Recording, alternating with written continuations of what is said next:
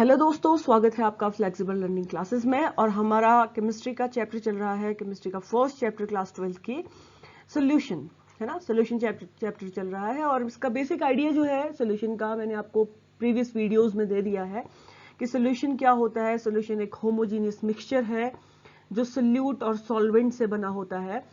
और जो हमारा मेन टॉपिक रहता है सोल्यूशन में वो ये रहता है कि कॉन्सेंट्रेशन टर्म्स क्या होती हैं, कि कॉन्सेंट्रेशन जो होता है वो सोल्यूट के अमाउंट पे डिपेंड करता है। तो कॉन्सेंट्रेशन टर्म्स में हमने अपने 3 कॉन्सेंट्रेशन टर्म्स लास्ट वीडियो में कवर कर लिए थे, जो था आपका volume by volume, weight by volume and weight by weight percentage, है ना। ये 3 कॉन्सेंट्रेशन टर्म्स जो है ये हमें अच्छे से आनी चाहिए, उसके बाद ही हम अपनी नेक्स्ट कॉन्सेंट्रेशन टर्म में जा रहे हैं आज। तो आज जो हमारी कॉन्सेंट्रेशन टर्म रहेगी वो रहेगी मोल फ्रैक्शन, ठीक है। तो चलिए स्टार्ट करते हैं हमारे सॉल्यूशन की next concentration term, mole fraction. तो देखिए मोल फ्रैक्शन क्या होता है। मोल फ्रैक्शन जो है उसे हम जीटा से इस तरीके से डिनोट करते हैं। ये कुछ भी नहीं है, ये एक्स मैंने लिखा है और इसको ऐसे नीचे को थोड़ा सा एक्स जो है उसकी पूंछ सी बना दी है। तो इसे हम क्या कहते हैं, इसे हम या तो काई कह सकते हैं या फिर आप इसे जीटा कह सकते हैं, जीटा, या फिर आप इसे नीटा भी कह सकते हैं। जो भी आप कहना चाहें आप इसे कह दीजिए, ठीक है। तो देखिए मोल फ्रैक्शन जो है हम किसी सोल्यूशन का निकालेंगे, है ना। तो देखिए जैसे ये है, मान लीजिए आपका कोई सोल्यूशन है जो किन्हीं दो सब्सटेंस से मिलके बना है, एक सोल्यूट है एक सॉल्वेंट है। मान के चलते हैं कि इसमें क्या है, ए एंड बी जो है दो चीजों से मिलके ये बना हुआ है। तो हमें क्या करना होता है, मोल फ्रैक्शन ऑफ ए भी निकालना होता है और मोल फ्रैक्शन ऑफ बी भी हम कैलकुलेट करते हैं। तो इसीलिए मैंने यहाँ पे लिखा भी हुआ है कि मोल फ्रैक्शन ऑफ ए, जिसे हम क्या कहेंगे, जीटा ए, ये कैसे निकलेगा। देखिए ये निकलेगा आपका number of moles of A, number of moles of A by number of moles of A plus number of moles of B, है ना। इस तरीके से आपका मोल फ्रैक्शन ऑफ ए निकल जाता है। आप चाहें तो इसे इस तरीके से लिख सकते हैं कि zeta A is equal to n A number of moles of A by n A plus n B, ठीक है, n A plus n B. ऐसे ही देखिए अगर आपको जीटा बी निकालना है, दिस इज जीटा बी, ठीक है, number of moles of B calculate करना है, तो number of moles of B को आप कैसे कैलकुलेट करेंगे, sorry mole fraction of B calculate करना है। तो मोल फ्रैक्शन ऑफ बी को हम कैसे कैलकुलेट करेंगे, number of moles of b, number of moles of b by number of moles of b plus number of moles of a. इसे ऐसे भी हम लिख सकते हैं जैसे हमने जीटा ए को लिखा था, वैसे ही जीटा बी को भी लिख सकते हैं शॉर्टकट में, कि number of moles of A divided by number of moles of A plus number of moles of B, यानी कि total number of moles of this solutions, ठीक है। अब देखिए यहाँ पे एक चीज आ रही है, एक टर्म हमारा आ रहा है और वो आपको यहाँ पे दिखाई भी दे रहा है कि ये नंबर ऑफ मोल्स क्या चीज है ना। ये जो हमने यहाँ पे लिखा है number of moles of A, number of moles of A, number of moles of B. Formula तो हमें समझ में आ गया होगा कि अगर आपने मोल फ्रैक्शन निकालना है, number of moles of A निकालना है, तो number of moles of A by number of moles of whole solution है ये, यानी कि ए प्लस बी है। तो अब हमें यहाँ पे एक चीज सीखना है कि ये नंबर ऑफ मोल्स होता क्या है। अब ये नंबर ऑफ मोल्स क्या होता है, जिसे हम n कह रहे हैं, ये क्या होता है। नंबर ऑफ मोल्स जो है उसको आप कैसे कैलकुलेट करेंगे, तो उसे हम कैसे कैलकुलेट करते हैं। देखिए नंबर ऑफ मोल्स जो होता है वो होता है मास बाय मोलर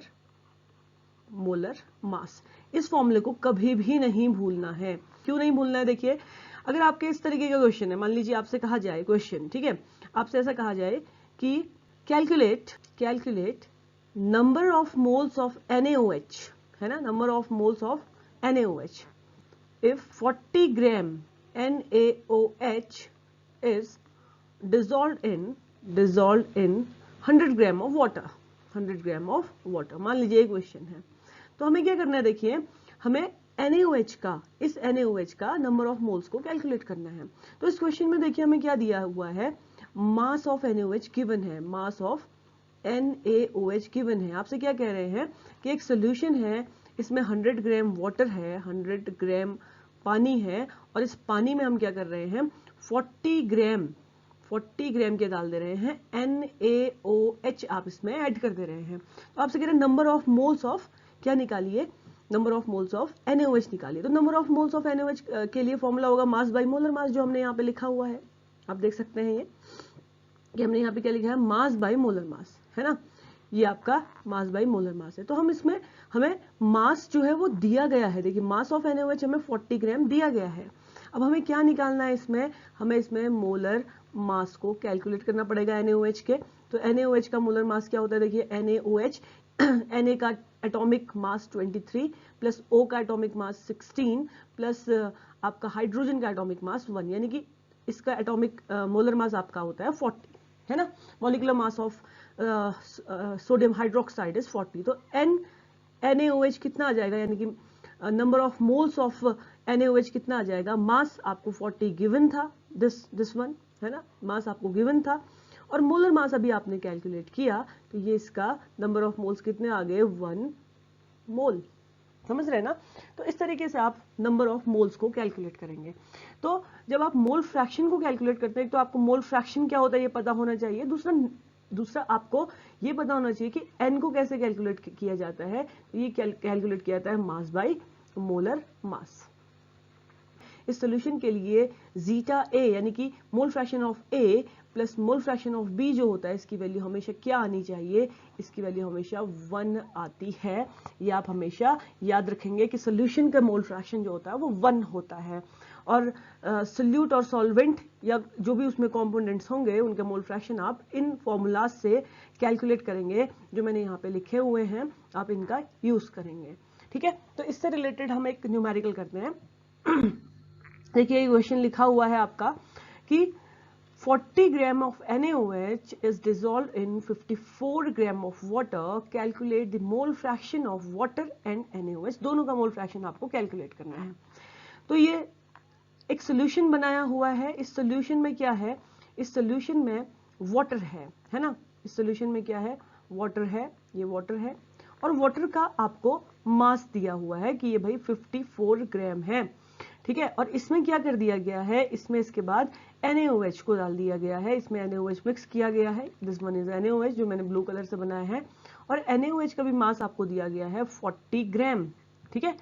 तो यानी कि आपको दो चीजें दी गई हैं, आपको दिया गया है मास ऑफ NaOH जो कि आपका इसमें सोल्यूट है, ठीक है, मास ऑफ NaOH आपको दिया गया है 40 ग्राम, ठीक है। दूसरी चीज जो गिवन है वो है मास ऑफ वाटर, है ना, H2O का मास दिया गया है आपको, जो कि आपको दिया गया है 54 ग्राम में 40 ग्राम NaOH को डिसॉल्व किया गया है। अब आपसे कह रहे हैं कि calculate the mole fraction of water.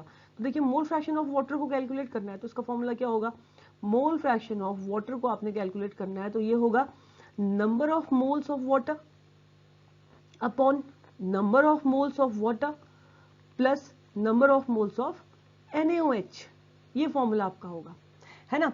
ऐसे ही आपको दूसरा जो कैलकुलेट करना है वो आपको कैलकुलेट करना है मोल फ्रैक्शन ऑफ NaOH। तो मोल फ्रैक्शन ऑफ NaOH क्या होगा, देखिए मोल फ्रैक्शन ऑफ NaOH आपका हो जाएगा number of moles of NaOH, है ना, number of moles of NaOH bye number of moles of NaOH plus number of moles of water, ये आपका फॉर्मूला हो गया, ठीक। तो इसमें देखिए अब इसमें हमें दूसरी चीज क्या देखनी है, हमें number of moles of H2O नहीं गिवन है, तो हमें number of moles of H2O को निकालना पड़ेगा, जो क्या होगा mass of H2O, mass of H2O bye molar mass of H2O, ठीक है, bye molar mass of H2O। तो मास ऑफ H2O कितना दिया गया है आपको, 40 दिया गया है। मोलर मास ऑफ H2O कितना होता है, कैलकुलेट कर लेंगे, ये आना चाहिए आपको कि भाई हाइड्रोजन का एटॉमिक मास 1 होता है इंटू 2 प्लस ऑक्सीजन का एटॉमिक मास 16 होता है, ये आपका 18 आ गया, यानी कि मोलर मास ऑफ H2O कितना होता है, 18 होता है, ठीक है। मैंने यहाँ पे एक मिस्टेक की है कि मास ऑफ H2O हमें 40 नहीं दिया गया है, मास ऑफ H2O हमें कितना दिया गया है, ये दिया गया है 54, तो ये आपका कितना आ गया भैया 3 आ गया, ठीक है। तो देखिए जो आपका NH2O है इसकी वैल्यू आपकी 3 आ गई, 3 डिवाइडेड बाई NH2O की वैल्यू कितनी है 3 प्लस अब NaOH की वैल्यू को भी हम कैलकुलेट कर लेते हैं, यहाँ पे कर लेते हैं number of moles of H2O NaOH sorry number of moles of NaOH, इसको कैलकुलेट करते हैं कितना हो जाएगा, ये हो जाएगा आपका मास ऑफ NaOH, जो भी आपको मास गिवन है NaOH का, ठीक है, mass of NaOH upon molar mass of NaOH, molar mass of NaOH। ठीक है, तो देखो मास ऑफ NaOH आपको 40 गिवन है, मोलर मास ऑफ NaOH होता है 40, थोड़ी देर पहले निकाला था, आप चाहे तो इसको कैलकुलेट कर सकते हैं कि NaOH इसका मोलर मास कितना होता है सोडियम का मोलर मास होता है 23, ऑक्सीजन का मोलर मास होता है 16, हाइड्रोजन का मोलर मास होता है 1, तो ये आपका 40 आ गया, इसलिए हमने यहाँ नीचे जो है 40 लिखा है, तो ये आपका आ गया 1, यानी कि NaOH जो है number of moles of NaOH 1 आ रहे हैं, तो यहाँ पे हम क्या लिख देंगे नेक्स्ट 1, तो इसको जब हम कैलकुलेट करेंगे तो ये आ रहा है आपका 3/4 ठीक है, और 3/4 यानी कि 0.75 आपका मोल फ्रैक्शन ऑफ वाटर निकल के आ गया। ठीक है, ऐसे ही अब हम मोल फ्रैक्शन ऑफ NaOH निकालते हैं, तो number of moles of NaOH हमने अभी थोड़ी देर पहले देखिए ये कैलकुलेट किए हैं, number of moles of NaOH कितना है 1, तो ये वैल्यू को यहाँ रख देते हैं, this is 1 plus number of moles of NaOH 1 plus number of moles of H2O हमने अभी क्या निकाला था 3, तो 3 आ गया आपका, तो ये आपका आ गया 1/4 यानी कि आ गया 0.25। ठीक है, इसको हम चेक भी कर सकते हैं क्योंकि हमने कहा है कि mole fraction of A plus mole fraction of B यानी कि mole fraction of water plus mole fraction of NaOH जो होता है किसी भी सोल्यूशन में कंपोनेंट्स का मोल फ्रैक्शन इक्वल टू 1 आना चाहिए, तो उसमें चेक कर लेते हैं। तो देखिए मोल फ्रैक्शन ऑफ वाटर आपका गिवन है, मोल फ्रैक्शन ऑफ वाटर जो है आपने अभी कैलकुलेट किया कि ये आपका आ रहा है 0.75 और मोल फ्रैक्शन ऑफ NaOH अभी आपने कैलकुलेट किया है जो कि है 0.25, तो इसको हम जब कैलकुलेट कर रहे हैं ऐड कर रहे हैं तो ये 1 आ रहा है। इसका मतलब ये है कि जो एक क्वेश्चन आपको दिया गया था इसमें मोल फ्रैक्शन जो है वो आपका 0.75 और 0.25 जो है रिस्पेक्टिवली आपका वाटर और NaOH का है। ठीक है, अब हमें इसमें एक दूसरा क्वेश्चन दिखाई दे रहा है कि calculate the mole fraction of ethylene glycol in a solution containing 20% ethylene glycol by mass.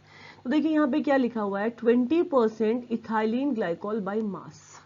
तो यहाँ पे जो ये स्टेटमेंट है इसमें आपको क्या दिया गया है जी, आपको दिया गया है कि 20 gram of ethylene glycol is dissolved in by mass ना 100 ग्राम ऑफ सोल्यूशन, ये दिया गया है आपको, ये जो स्टेटमेंट है इसका ये मीनिंग है। और अगर आपको ये समझ में नहीं आ रहा है तो हमारा फर्स्ट वाला वीडियो जो है सोल्यूशन का नहीं सेकंड वीडियो जो है इससे पहला वाला वीडियो आप उसे चेक कीजिए कि ये जो यहाँ पे 20% बाय मास लिखा है इससे कैसे मैंने ये एक स्टेटमेंट बना लिया।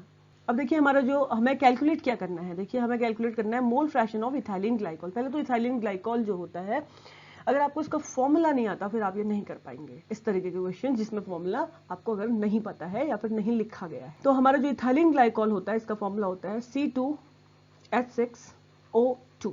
ठीक है, तो आपने कैलकुलेट क्या करना है, आपने कैलकुलेट करना है मोल फ्रैक्शन ऑफ C2H6O2, यही तो कैलकुलेट करना है ना। मोल फ्रैक्शन ऑफ इथाइलिन ग्लाइकॉल क्या होगा, number of moles of ethylene glycol C2H6O2 upon number of moles of ethylene glycol, है ना, plus number of moles of किसमें डिसॉल्व किया गया है। जब आपको गिवन नहीं होता है कि किसमें डिसॉल्व किया गया है, सिंपल लिखा है कि कंटेनिंग इतना 20% इथाइलिन ग्लाइकॉल बाय मास, तो हमें इसे वाटर मान लेना चाहिए जब आपको कुछ भी गिवन नहीं है तो। ठीक है, तो देखिए अब हमें यहाँ से क्या निकालना पड़ेगा, हमें यहाँ से निकालना पड़ेगा N ऑफ C2H6O2, यही तो कैलकुलेट करना पड़ेगा, है ना।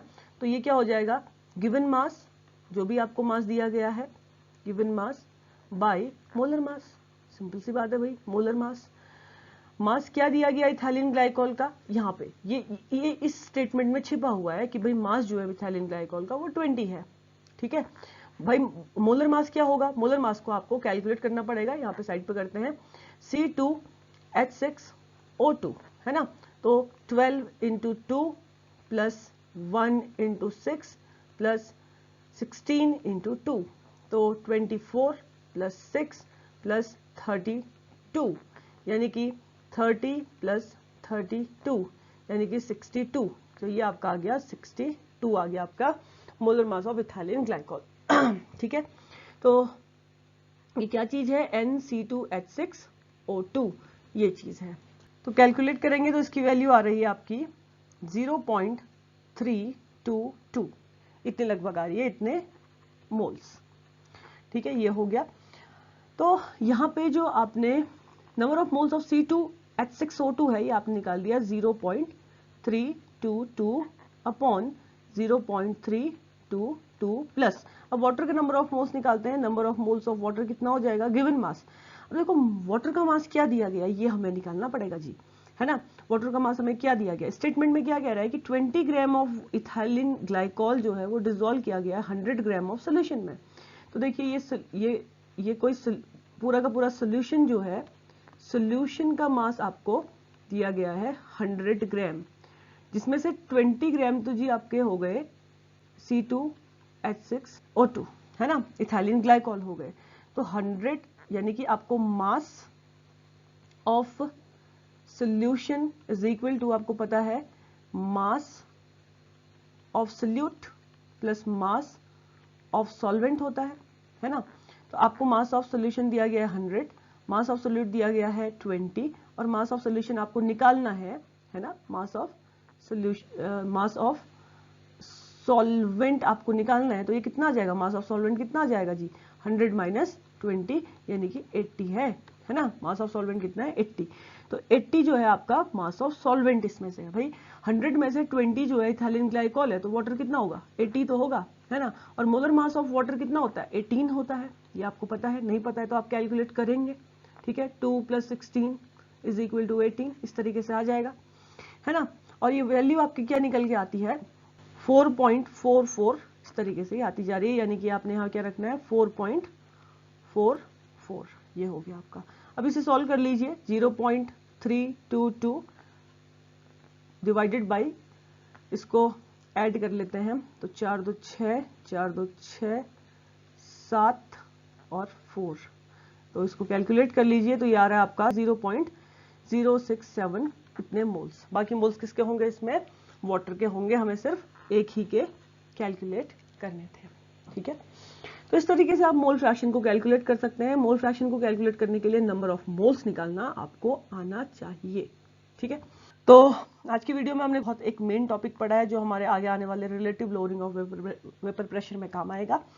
इस वीडियो में हम इतना ही कवर कर रहे हैं। नेक्स्ट वीडियो जो हमारी आएगी वो आएगी नेक्स्ट कॉन्सेंट्रेशन टर्म, जिसका नाम है मोलैरिटी, इस पे। तो अभी के लिए इतना ही, खूब मन लगा के पढ़िए। Thank you so much.